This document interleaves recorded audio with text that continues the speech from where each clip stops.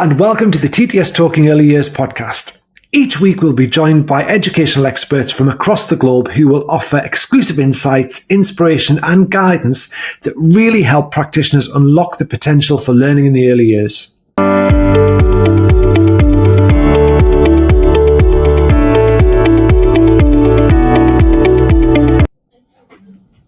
Hello and welcome back to the TTS Talking Early Years podcast with me, Alistair Bryce-Clegg, and my guest, Debs Davies. And in this episode, we're going to explore a little more what we touched on in episode 1, which is just about how practitioners can become more aware of ADHD and all of the different ways in which it can present itself, but also how we can create spaces that include all children, regardless of what they bring to the party.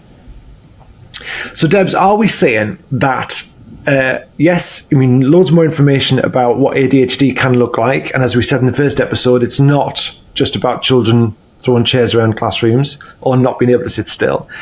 Are we asking practitioners then to plan a separate curriculum for children who may possibly be neurodivergent? No, not at all. I think that ADHD is essentially a challenge that relates to our executive function, planning, organising, self-regulation, working memory, that kind of thing. And everybody has executive function. Yeah. And so everybody will experience some of the challenges that people with ADHD experience, but just at a lower level, less frequently and less impactfully than somebody with ADHD. So everybody loses their keys from time to time, but somebody with ADHD will lose them generally more frequently and, less likely to find them. And so it's the extent to which somebody with ADHD might experience those things that presents the challenge. But what that means in terms of how you kind of design services or design interventions for people with ADHD is that actually what works for somebody with ADHD will also be beneficial for everybody else too. Yeah, absolutely. So it's not a completely separate set of things that you need to do that actually you need to think about. It's about, it has a greater benefit for everybody. I think one of the things you spoke about to us early on when you were supporting my son was around that idea, which really spoke to me, around when you're in the car and you're lost and the radio's on and the sat-nav's talking and you don't know where you're going and there's a time constraint and you're going to be late. One of the things that we all do is turn off the radio and don't even think about why we do it. But it's that idea that your brain, everybody's brain, has got a certain load. And when you're trying to focus on something, you need to reduce all of the distractions that different brains can cope with, different amount of distraction. But that idea of thinking, why do I turn off the radio when I'm trying to work out directions, is just giving your brain a bit of quiet. Yeah. So, well, again, we're not saying, I think, that we need to make early years classroom spaces into monasteries where no one speaks and everything is just white. I think what we're saying is recognizing how different children develop and just how the brain develops in general, but planning for a completely inclusive space, which includes that kind of neurodiversity. Yeah. You're right, other children will massively benefit from a lack of distraction because it will help them to focus as well. Other children will benefit from not having the restriction to have to sit completely still and concentrate on what your body is doing rather than what the person in front of you is talking about. So those tweaks that you make that actually encompass the diversity actually support everybody. Absolutely. And I think it's a really important conversation for us to have too, because I think it's very easy. We're starting to see a bit of this backlash in the press at the moment. I think it's really easy for people to say, oh, you just want to wrap that child up in cotton wool, that's not going to help them. And it's not that. It's not wrapping them up in cotton wool, because actually that's not a way to support a neurodivergent child. That's a way of kind of over scaffolding them or over protecting them, and that's not something that neurodivergent practitioners would advocate either. It is about helping neurodivergent kids to develop the essential skills that they need to function and thrive in life, but those skills and the way they do that might just look different to the way that other children develop them. So we're not wrapping anybody up in cotton wool. We're not creating an exclusive club or anything like that. It's just that recognition that whereas it might be desirable or nice to have for other children, it's absolutely essential for neurodivergent kids to have that. And neurodivergent children become neurodivergent adults. Absolutely. So I think when we've already made this point in episode 1 that our tendency is to over-scaffold, especially as a parent, because you feel like you're supporting and helping your child. And it's not that you want your child, or we are advocating that children struggle, but it's that you put in place mechanisms. And what I find in the difference, like when we talk about my 3 children, is that sometimes my neurodivergent child takes longer to get to that point and needs a little bit more support, whereas my other 2 children might think, all right, I see the sense in that, I'll remember that, and I'll remember to do it next time. And it's not that he doesn't see the sense in it, he just doesn't remember to do it next time. And again, as a parent who's not neurodivergent, you think, how frustrating is that? I've told you that, we've been through that, we've had this discussion at length.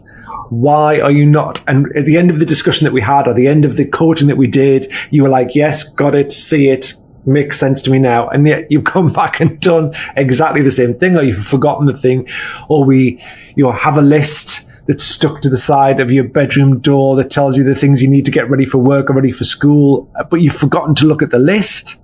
Yeah. How can you forget that there's a list there because we've talked about the list and it's stuck on your door? So I think there's a lot of, you obviously base your view of how adults should function on how you function as an adult. Yeah. And I think what's really refreshing is to accept as well that especially young children are not doing this to spite you. They're not doing it to annoy you. They're not doing it so they can have a power play and they want to be in charge. What they're basically doing is saying, my brain doesn't work like yours. And when you've done something and it's important, you remember it and you either do it again or you don't do it again. I forget. Yeah. And therefore, when I reach that situation next time, it'll take a lot more rehearsal before I start to think, okay, I feel like I'm approaching something that I need to think about, or there's something connected to this. And like the keys, I mean, I just think he will forever lose his keys. And it'll be a constant thing that happens to him throughout his entire life. He's not going to wake up one day and say, I've solved the key thing now. But we have got lots of mechanisms in place that support that scaffolding around that.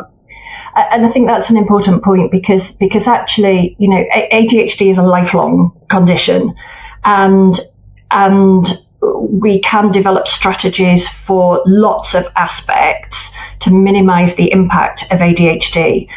But to develop strategies to manage absolutely everything actually is very exhausting for an individual. So very often, a kind of a neuroaffirming approach is actually being selective about the things that you want to have strategies around, and accepting some of the things that it's kind of okay if I do this once in a while, because the amount of effort and thought that it takes to hold all of this together typically can lead to burnout in adults. And that's one of the key times actually where adults who are undiagnosed get diagnosed, because they've reached that point of burnout, because the effort and the time and the energy required to hold together all of their own internal scaffolding has burnt them out. So I think it's important to recognise. Sorry. Like we talked about parents and children, I think also, again, from my experience of exploring this world now, you speak to people who will say, well, I ended up marrying a partner that was the perfect scaffolder to my ADHD. And so we had a married life where basically that was like, oh, that's just what he's like. And he loses his keys and this, that. And eventually, you're right, at some point, either through relationship breakdown or just burnout, you suddenly realize, well, actually, when I look back on it now, I've just surrounded myself in my life with people that fill the gaps, and therefore they don't appear to be an obvious gap to me. And I think if we can recognize it more in children who are in the early stages of development, then ideally we don't then become ADHD teenagers, adults, and have that burnout later in life, because we get those strategies in early and therefore we're scaffolded. And every adult makes mistakes. It's not just around neurodivergent children. It's the fact that if we can give them scaffolding, then they're less likely to burn out. But as you say, it's a lifelong condition. We're not going to cure it. What we're going to do is manage it. I think also the importance of early diagnosis, I think it plays in here too, because if you're diagnosed early in life, then you know that you need some external support. But knowing that and choosing jobs, partners that actually support that, but not in a way that they actually prop somebody up and hold them up and prevent them from developing the skill, I think is essential. Because of course you're right, one of the long-term impacts of particularly undiagnosed ADHD is lack of job security and relationship breakdown. And they'll often break down because there is that kind of inequity within the relationship. Well, actually, if you think about an earlier diagnosis, if you go into a relationship knowing you have ADHD, knowing what you might need in terms of support around you, you're much less likely to expect somebody to kind of provide all of that support. And not that people wouldn't be willing to do that, but just there's not that kind of over-reliance on somebody rather than developing some of those skills yourself and getting that support in a way that other people don't feel like you can't do it without them. Yeah, and life chucks all sort of stuff at you, children, jobs, mortgages, COVID, you are very scaffolded and usually quite protected as a child. And it's as you begin to emerge out of that again, life can become very unpredictable.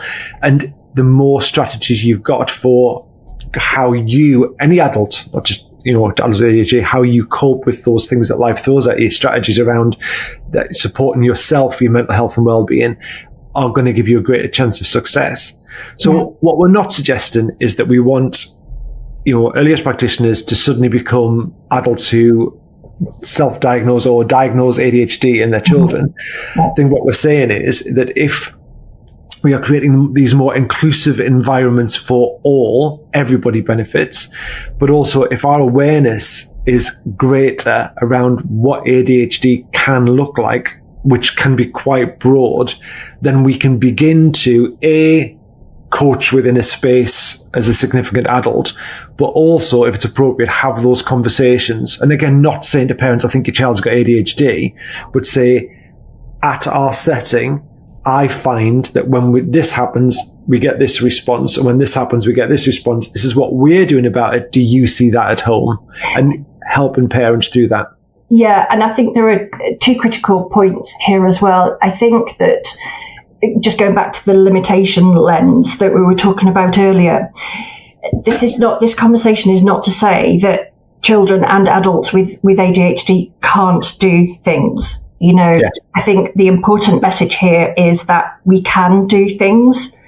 We just have to find a way for us to be able to do it that might be different than the way somebody without ADHD or who's not neurodivergent would do it.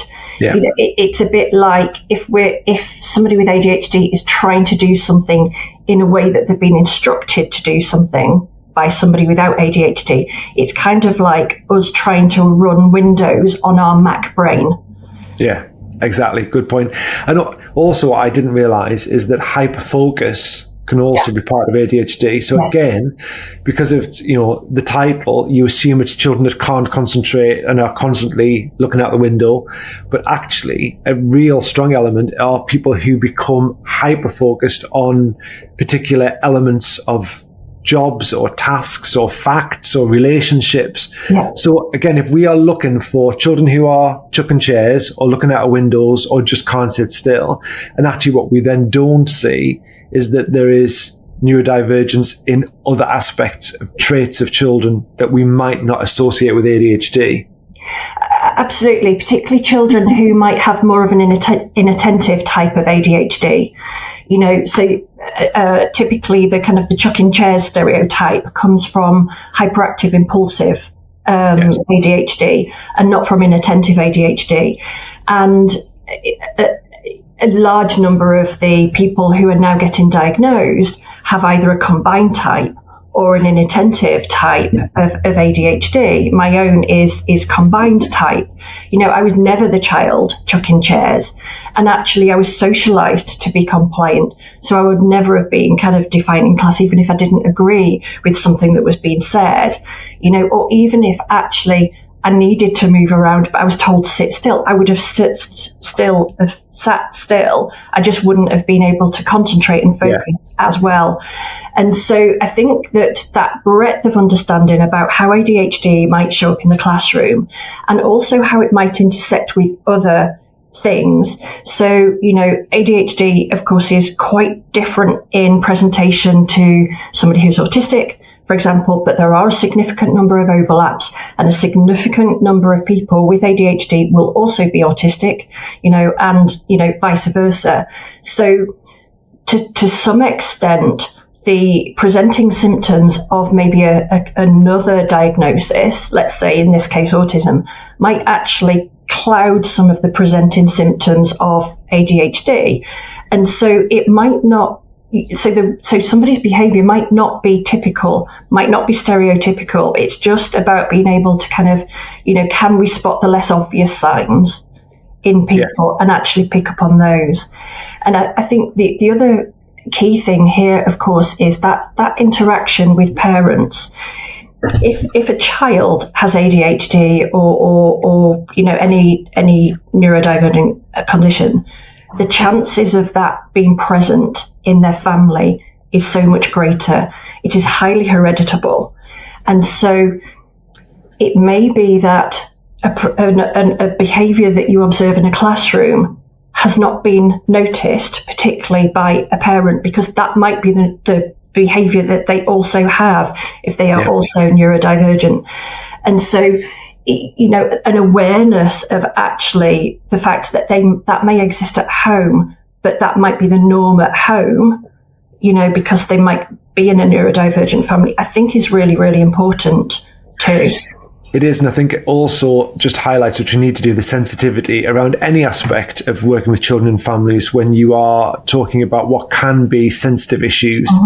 And obviously, we're not saying to practitioners to get parents in and diagnose, but you would take extra support, you do extra research, you'd go to the external bodies who can provide you with other support. What we're talking about here is that we are best placed outside of the family to notice, because we spend a lot of hours with these children. We're interacting with them in lots of different situations, happy ones, sad ones. So we get the privilege to be able to watch and notice. And if we are noticing the children are responding in particular ways to particular circumstances, then what we do is provide an environment that enables that child, but also have that conversation with an adult. But you're right, I didn't also realize the hereditary aspect of ADHD and the fact that, if you are talking to parents about behaviors, you might just be describing something that feels perfectly normal and typical, because we would have had it in school where we'd have said, gosh, they're just like their dad, or they're just like their mum. Like, I met their mum, and then, they're exactly the same. And you can see that those character traits are pulled through families. So it can be a complex thing to unpick, but on the ground, in the space, again, it's going back to that lens and trying to widen that lens as wide as possible, because everything you do, even for the children who sit outside of what you think is typical, should benefit the ones that are more regarded as typical. Although we need to stop using that term, really, because there is no such thing as typical. I only use it because in everything, in terms of data, in terms of early learning goals, it's all about the typical child, milestones, typical children. And actually, we know, we're talking early years about the unique child. As a parent, even if you've got multiple children, how different your own children are. Absolutely. So, you need to stop thinking typical and start thinking diverse is positive. And the more diverse you can be in our teaching and the spaces we create, the more accomplished the children will be that we've got. Absolutely. And, diverse is the norm. And, it's interesting. It's actually really challenging, I think, to talk about the depth and the nuance of neurodivergence, and give it kind of due consideration without reverting to some kind of generalizations or language like typical, or not typical. And I think that it's an important consideration as this conversation evolves about what is the language that we use and how affirming is that language, because there will be people listening to this, for example, that either are autistic or are autistic specialists or work with autistic children that kind of go, no, that doesn't apply to autistic children. And I would understand that, So the conversation is very nuanced, and it doesn't lend itself to those kind of very generalized terms. It's just that sometimes we have to use them for the purposes of breadth, or 15 minutes on a podcast. Yeah. And also, I think what we're trying to do is to get this conversation as widespread and as often as possible. And like with many of the things which can be controversial for some people, I think what people need not to be afraid of is using the wrong term at the wrong time, because it's somewhere along your journey, somebody will nicely, hopefully, explain to you the difference, the terminology. Like we've just said, sometimes it's shorthand to try and get your message across. But ultimately, it's better to be having the conversation, even if your terminology isn't exactly correct, than it is to try and avoid having the conversation because you're worried you're going to use a word that's going to get you kind of into trouble. If we just think about the fact that typical serves its purpose for this particular conversation, but none of us are typical, and that's not what we want. We don't want typical children. I think another thing that's interesting is that often people think about children with neurodiversity or autism or ADHD as being underperformers. But if you look at a lot of the really, really high-performing people in our world, especially in business, you find a lot of those people have either had later diagnosis of ADHD or early diagnosis, because I think I just wanted to go back to your point about saying we can't assume that children who are neurodivergent are underachievers, because they're not. They've absolutely got the potential to achieve as well, if not better than everybody else. It's that idea that they just do it in a slightly different way. Yeah, and I think the performance and potential can be a real double-edged sword word for neurodivergent people, children and adults, because one of the reasons that I believe my own neurodivergence was missed was because I did well at school. I was a compliant child. I did well at school. I was interested in learning. It's my number one strength, love of learning. And so I was interested in school, and I performed above average. And so nobody, I'm of the age that I predate national curriculum. But so, the fact that I left school without a science O-level, but yet I was straight A's in everything else, completely escaped somebody's attention. Now, if that wouldn't happen now, there would be a spotlight on actually, why is this, straight A student not performing in science? And so it's I think that those conversations are important. We do tend to have spiky profiles. So we might be exceptionally good at something and exceptionally poor at something else. And the things that we tend to be not very good at tend to be the things that are valued, handing your expenses in on time or things like that in the work environment. But actually the things that we are exceptionally good at tend to be less prominent skills in the general population. And so therefore they can go unseen and unvalued or even underutilized in a lot of cases. And I think, broadening the debate to look at what's somebody's strength as well as where they're challenged is a really, really important part of this. And going back to my own experience, even though I performed above average at school, my outside achievements didn't match my inside. I always knew that I wasn't reaching my potential. I always knew that I was underperforming based on what happened inside of my head. Yeah. I couldn't recreate that on the outside. And yet on the outside, I was still above average. And so I think it's really important that that kind of understanding, I think, starts to, be part of this conversation. Somebody like me can, and I'm not the only one, I'm using my example as a demonstration. Yeah. Somebody can be above average. They can be doing really well in a school environment, but still not reaching their potential. And understanding that that's how it might show up sometimes, and still being able to spot the signs is tricky, but it is really important, because a lot of the people being diagnosed now are people just like me.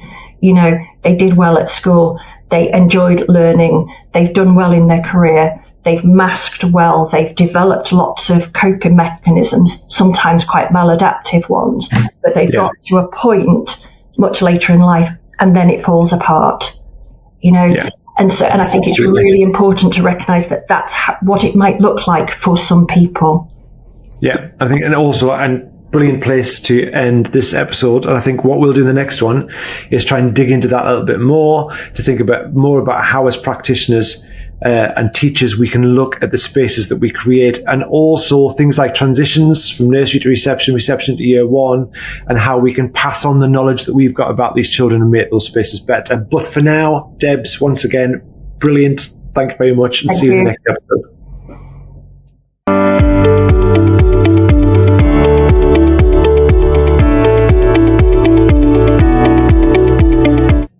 I'd just like to say a huge thank you to our guest Debs for joining us and providing such valuable insights. Now, you've been listening to the TDS Talking Early Years podcast with me, Alistair Bryce-Clegg, and Debs Davies. And if you've been inspired by our conversation today, then don't forget you can sign up via the link in our episode notes to be the first to hear about future episodes, and also access exclusive follow-up content, which includes ideas for your settings and links to relevant resources.